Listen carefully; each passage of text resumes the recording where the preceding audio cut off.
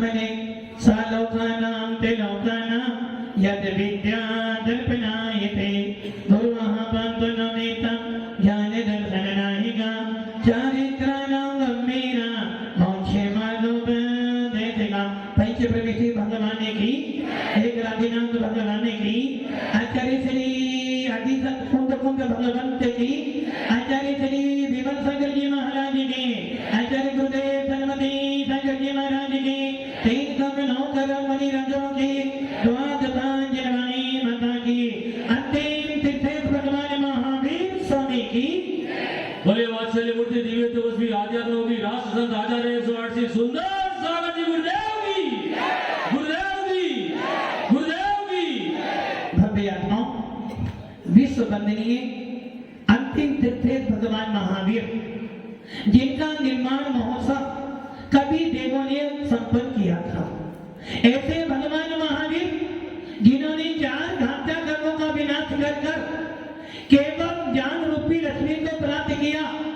जिस भगवान महावीर की वाणी को सुनने के बाद एक गौतम इंद्रभूति भी दिगंबर साधु बनकर उनका प्रथम गंधर्व बन गया। ऐसे भगवान महावीर जिस भगवान महावीर ने उज्जैन सब जानते हैं कि उज्जैन किसका है? महाकाल। सब जानते हैं कि उज्जैन महाकाल के नाम से जाना जाता है। किंतु वीतराग शासन कहता है कि वो उज्जैन है जहाँ भगवान महावीर पर रुद्र ने उत्सर्ग किया था। इसलिए उज्जैन भगवान महावीर की तपोभूमि भी कहलाती है।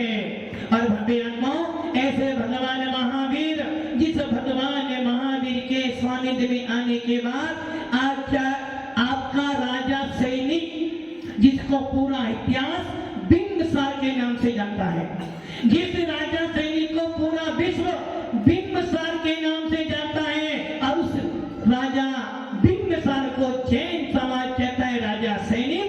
जिस राजा सैनिक ने जैन होने के बाद भी बुद्धों का साथ दिया, जिस राजा सैनिक ने चेतना से विवाह करने के बाद भी बुद्धों का साथ दिया, किंतु भव्यात्माओं उस राजा सैनिक को भी जब भगवान महावीर का सानिध्य मिला तो उनके समोसण में 26 समय दर्शन प्राप्त कर प्रथम तीर्थंकर बन गया।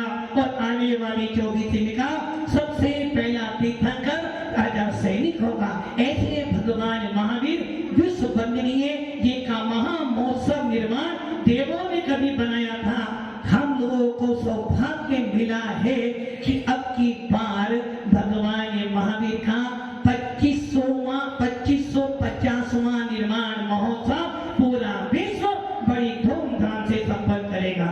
भव्य आत्माओं अभी राजू के कह रहे थे कि आपको सबसे अच्छा फल प्राप्त हो, कभी कम ना हो। अरे भव्य आत्माओं जिसको दिगंबर मुद्रा मिल गई हो उसके मन में कभी गम नहीं आता और उसकी आंखें कभी नम नहीं होती, जो भाव लिंग पूर्वक अपनी आत्मा की साधना करता है। आचार्य गुरुदेव सरस्वती सागर महाराज का ये उपकार है। अभी आप भजन सुन रहे थे ना, कैसे भूलेंगे उपकार गुरु जी, कैसे भूलेंगे उपकार। भव्य आत्माओं आज हम भगवान महावीर का जन्म कल्याणक बनाते हैं। अब आप ये सोच लो यदि भगवान महावीर दिगंबर ना होते तो उनका जन्म कल्याणक ना बनाते। कुंद कुंद स्वामी का हम नाम बड़े आदर से लेते हैं, क्योंकि कुंद कुंद स्वामी दिगंबर ना होते तो जैन शासन में आत्मा की चर्चा ना आ पाती। ऐसा कुंद कुंद स्वामी जिसका नाम लेते ही जिन शासन का वीतराग शासन की ध्वजा फहराती है। भव्य आत्माओं उसी प्रकार यदि आचार्य गुरुदेव सरस्वती सागर ना होते तो शायद आप भी मेरा जन्मदिन हम पर्याय को नहीं पूछते, हम गुणों की पूजा करते हैं। इसलिए दिगंबर साधु कभी ना तो नम होता है और ना कभी गम खाता है। दिगंबर साधु तो हमेशा अपनी आत्मा के आनंद में ही मस्त रहता है। भव्य आत्माओं अभी आप लोगों ने 2-4 दिन पहले ही अपनी वीडियो पे देखा होगा गिरनार की वाली घटना, सबको याद होगी। उस महेश गिरी ने क्या कहा है? मानते हैं कि उसके भाषण में जो बात बोली, हो सकता वो बात जो कह रहा वो सत्य हो सकता है कि उसकी बात सुनकर हमारे साधुओं ने कुछ टिप्पणी गलत कर दी हो, किंतु एक ध्यान रखना, दिगंबर साधु कभी भी गलत नहीं बोलता, जो बोलता है अच्छी तरह से ही बोलता है। किंतु उस वीडियो के बाद जो महेश गिरी ने बोला है ना, यदि वास्तव में हम सब लोग दिगंबर जैनी हैं, क्या बोला उसने? मैं आपको 1 महीने का समय देता हूं। कितने महीने का? भले वो 30 रक्षा समिति हो, महासभा हो, दिगंबर साधु हो, या जितने भी धर्म को मानने वाले जैन शासन के अनुयायी हैं, भले वो नरसिंहपुरा महासभा हो, 18,000 दशा उमर समाज के अध्यक्ष बैठे हैं, उसने बोला कि मैं आपको 1 महीना देता हूं। यदि इस महीने के अंदर आप एक काम कर लो, अपने दस्तावेज आप ले आओ और अपने दस्तावेज मैं ले आता हूं। 4 वकील आपके बैठ जाएं, 4 वकील हमारे बैठ जाएं, 2 व्यक्ति आपके आ जाएं, 2 व्यक्ति हमारे आ जाएं। और वो कौन से व्यक्ति? जो समन्वय चाहते हो। एक ध्यान रखना, हर पार्टी, हर देश, हर संप्रदाय वो व्यक्ति को पसंद करता है जो मिलजुलने की बात करता हो, जो शांति की बात करता हो, उसी से बात की जाती है। और जैन शासन कभी भी क्रांति का मार्ग नहीं बनाता है, वो तो हर बात शांति से ही कहता है। किंतु जब शांति करते करते समय बीत जाता है तो भगवान महावीर ने ये भी कहा, भैया जैनी हो, जिन्हें जी पहले तो अपन हाथ जोड़ने वाली बात करते हैं। कभी भी जैन व्यक्ति कहीं जाएगा सबसे पहले क्या करेगा? जय जिनेन्द्र। भैया तेरा अशोक जी क्या कह रहे? तेरा मेरा। और जब कोई व्यक्ति हाथ पकड़ के गला लग जाता है तो कहते हैं भाई तेरा तो तेरा, मेरा भी तेरा। और जब कोई गले लगकर मुनिराज बनने जाता है तो वो कहता भैया ना कुछ तेरा था ना कुछ मेरा था, चिड़िया रहने बेसेरा था। किंतु जो गले लगकर गला काटने का काम करते हैं उससे कहते भैया तेरा तो तेरा था, मेरा था, यदि ज्यादा उछलेगा तो तेरा भी हम छीन लेंगे। एक ध्यान रखना, उससे महेश गिरी ने बहुत अच्छी बात बोली। कम से कम गिरनार जी के बारे में आज कम से कम ये बात तो आ रही है कि वो कहता है कि मैं आपको 1 महीना देता हूं। अरे भैया, जिस समय 1971 में आचार्य महावीर गति जी महाराज जी ने गिरनार जी में चतुर्मास किया था, साहू शांति प्रसाद जी, उस समय आचार्य महावीर कीर्ति ने बोला था कि साहू क्यों भागता इधर उधर, ये क्षेत्र जैनों का देख, अभी मैं दिलाता हूं तेरे को। उस समय थोड़ी सी हम उससे गलती, हम लोग कहते हैं मैत्री भाव जगत में मेरा सब जीवों पर, किंतु सामने वाले को हम हाथ तो देते हैं कि तो हमारा पूरा का पूरा हाथ। किंतु ये ध्यान रखना, भगवान महावीर का शासन कायरों का नहीं है, सूरवीरों का है। अपनी आ जाए तो ये हिंदुस्तान भारत जो बचा हुआ है इन दिगंबर साधुओं के कारण बचा हुआ है। भगवान महावीर की अहिंसा में धर्म के सारा नहीं पूरा विश्व शांति का अनुभव कर रहा है। और ये भारत आज भी पूरे विश्व का राजा किरण की यहाँ पर साधु संत पाए जाते हैं। भव्य आत्माओं, महेश गिरी ने 1 महीना दिया है। किस लिए दिया 1 महीना? कि अपने पेपर तुम ले आओ, हम अपने पेपर रख लेते हैं। यदि ये तीर्थ गिरनार जी जैनों का है, अरे भाई जैनों का तो था, है, हमेशा बना रहेगा। किंतु अब कम से कम इतने सालों के बाद उस संत ने आवाज उठाई है कि यदि ये क्षेत्र आपका है, अपने पेपर ले आओ। मैं वचन देता हूं कि मैं अपने क्षेत्र से गिरनार जी से अपनी पूरी टीम को हटा लूंगा। अब हमारा दायित्व क्या बनता है? ये बात सत्य है, हमारा जैन इतिहास, प्राचीन जैन इतिहास में सारे सबूत हैं, हमारी संतों के पास सारे पेपर हैं। बस अब हमें पहल करने की। तो महेश गिरी जी को जिस चेतावनी भी दे रहे हैं, ऐसा ना हो कि आप पेपर देखने के बाद अपना वचन झूठा कर दो।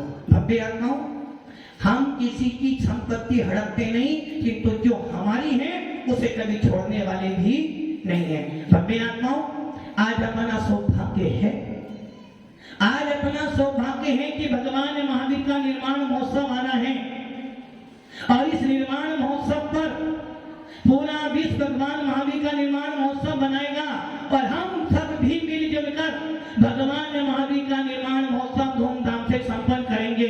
और भव्य आत्माओं, जन्म मरण तो हर कोई लेता है, आपका भी जन्म हुआ है, मरण भी होगा, हमारा भी जन्म हुआ है, मरण भी होगा। आपके जन्म होने पर दुनिया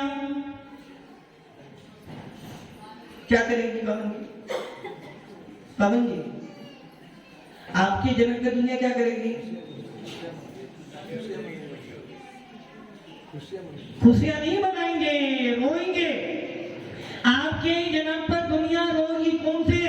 आपके अपने रोंगे।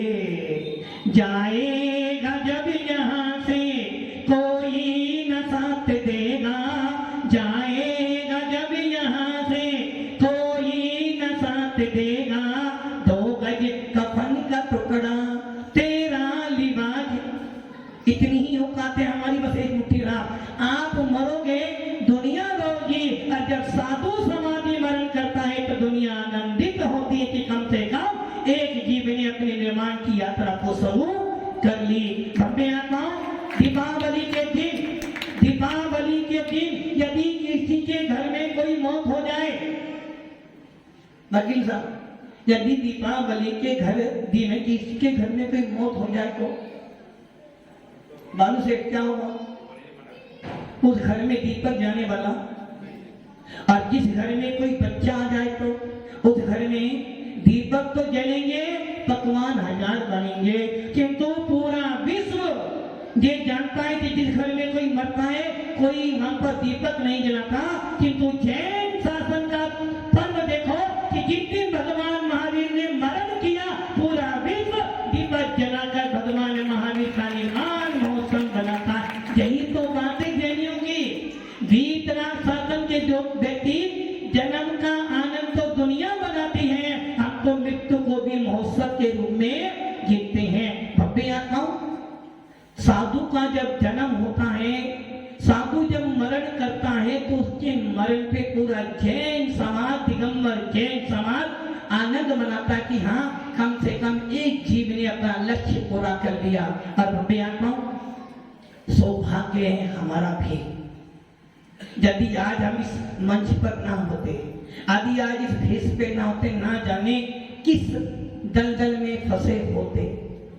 यदि आज हम मुनि ना बनते, यदि आज हमारे आचार्य गुरुदेव सरस्वती सागर जी महाराज, आचार्य भीमन सागर, जिनको आचार्य भीमन सागर जी ने एक सितारा उत्पन्न किया सरस्वती सागर, जिसने पूरे विश्व के अंदर डंका बजा दिया कि यहाँ पंचम काल में भी भावलिंगी संत पाए जाते, तपस्वी सम्राट पाए जाते हैं। और इस बात में कोई सच नहीं, कितना भी कोई सा भी दिगंबर साधु हो, कम से कम उसके मुंह पर एक बार तो तपस्वी सम्राट सरस्वती सागर का नाम निश्चित आएगा।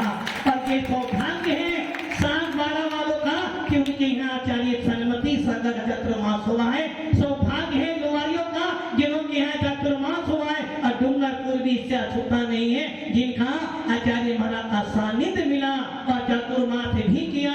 और हमारा रामगढ़ पहले ही राम लेकर बैठा है। भव्य आत्माओं, ऐसे तपस्वी सम्राट ने उपकार कर कर, भजन सुन रहे थे ना, कैसे बोलेंगे उपकार किसका? एक माँ जन्म देती है, दिनेश जी, माँ जन्म देती है और बेटा उसका उपकार जीवन भर याद करता है।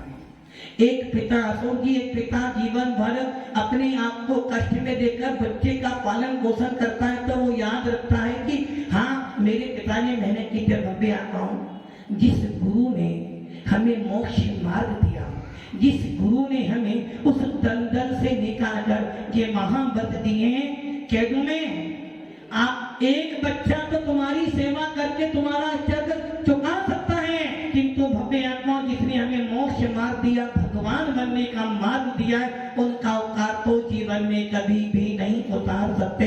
भगवान महावीर का अवतार आज नहीं, अनंत काल तक चलता चला जाएगा। कुंभ स्वामी का उपकार हमारे पे इसी पंचम काल का नहीं, आने वाले प्रत्येक सालों में कुंभ का उपकार इस जैन शासक पे बना रहेगा। भव्य आत्माओं, आज आप हमारे लिए इतने लोग आए हो ना, यदि मान लो मैं मुनि ना होता तो क्या करते आप? मुझे पूछते आप किसको पूछ रहे हो? आप सुंदर सागर की वंदना करने आए हो या घरस्थ के व्यक्ति की पूजा करने आए हो? तो जन्मदिन आप किसका बना रहे हो? हमारा जन्मदिन तो आज है ही नहीं। हमारा जन्मदिन तो साधना की आज नहीं है। हाँ फिर नहीं, आज तो नहीं है। जिसका जन्मदिन तुम बना रहे हो मैं नहीं हूँ, और जो मैं हूँ उसका जन्मदिन आप मना नहीं रहे हो। क्योंकि मैं कौन हूँ? दिगंबर मुनि। मेरा जन्म कब हुआ? 16 जुलाई 1996 में। और आप जन्म किसका बना रहे हो? नहीं, हमारा जन्म तो आज है ही नहीं। आप दिगंबर मुनि का जन्मदिन मना रहे हो या घरस्थ का जन्मदिन मना रहे हो? नहीं, वो तो छोड़ दिया। जिस दिन घर का त्याग किया उसी दिन से हमारा एड्रेस और ड्रेस दोनों बदल गई। एड्रेस हमारा हो गया आचार्य सनवती सागर मुनि संघ, अर्थात दिगंबर मुनि हमारा ये संघ हो गया, और नाम मिल गया सुंदर सागर। और ड्रेस तो ऐसी मिली है कि जीना भी इसी में है और मरना भी। इससे श्रेष्ठ ड्रेस और कोई मिलने वाली नहीं है। उपकार है गुरु का, जिस गुरु ने हमें आज इस लायक बनाया है। और जब तक मोक्ष ना मिलेगा तब तक भगवान से प्रार्थना कीजिए कि हे भगवान, जब जब मैं मुनि बनूं मुझे तपस्वी सम्राट ही मिले, क्योंकि उस जैसा तपस्वी सम्राट तुम्हारा होने वाला नहीं।